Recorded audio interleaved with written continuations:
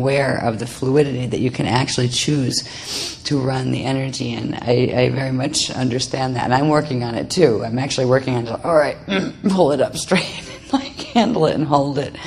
There's a thing about the posture that the Beloveds have been working with me for a while, that certain types of lines that are very high-level data stuff, that they've asked me to actually, despite the fact that I like, when I sit on a chair, I like to put both legs up, sitting Indian style, even on a chair.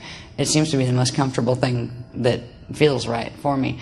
But they've asked me to do like the normal sit down, where you put your bottom on the chair and you put your legs not crossed, right, on the floor, and hold your posture up in order to run the central vertical column in a certain way. And it's still a place that I'm trying to get to where I enjoy it, because I don't, right? But the line does come in clearer. So we can make adjustments in our posture, or even in the way we move. You have to move, let's kind of like this, where you start to go, I'm going to be conscious of how I move. And if I'm just finding myself like slouching around and just like grabbing this, grabbing that, whatever, doing my daily stuff, where you can go, walk like a guardian. And then you just move with a little more grace and fluidity. Choose to move the body the way you want it to move, not let it move you. And that is part of the lessons that were about getting in touch with that. So thank you for sharing the body bit.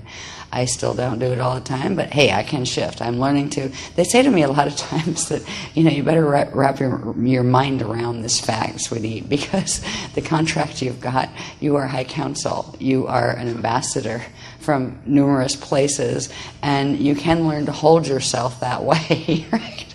Like, first of all, stand up and put your shoulders back, right? And really monitor how many times you say y'all. I mean, just because some people perceive that as not being particularly, well, a bit colloquial, it is, right? It just, can you want to tell them a story too? Okay, yeah, I don't want to blab on, because we will get out there eventually after the Mylars and stuff. But this is important, this sharing time, when please, anybody who has had a little bit of insight of something, even if it's still a question, share with us. You are teachers too. We are here to teach each other to remember. We are equals. We are not your gurus or your, we have all the answers and to tell you what to do. Every experience you have actually does teach you something. But most of us miss those little ones all along. But every once in a while we have a spark of insight that just says, I can think about that and maybe shift myself to a higher level that will change the way I actually interact with my hologram. And in changing how you interact with your hologram, you will change your hologram, right? So we would like you to know that we respect you as teachers too. And Az would like to share something with you now, but if anybody else, this is more important than going through an hour's worth of diagrams, to be honest with you. Diagrams are flat things on Mylars. Yes, they hold ideas. But what is most precious is all you guys. You are living beings that still have Krish in you, where you are still coming to workshops, learn the technicals. But most of us learn to think of ourselves secondarily. We don't even think we're particularly functional or important down here. It's not about being important, but it's about being functional. And if you can realize you are respected as teachers of the Christ just as much as we are, the ideas you have to share, even if they're not finished yet, just share. When people share ideas in a safe environment, and that's when we all choose to, we're not going to judge this person, right? We're just going to learn from the mouths of babes, be they this high or fully grown. If we let Spirit speak through us and share the insights, and there's also a responsibility that comes with it. If somebody is doing that in your presence, do not dare to judge them. Do not dare to put a label on them.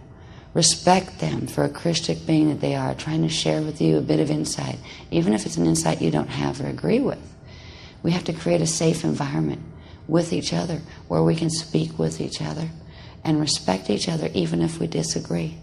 It's very easy to make a choice, actually, that if you have, say, an issue with someone or one group has an issue with another group, we can agree to disagree kindly.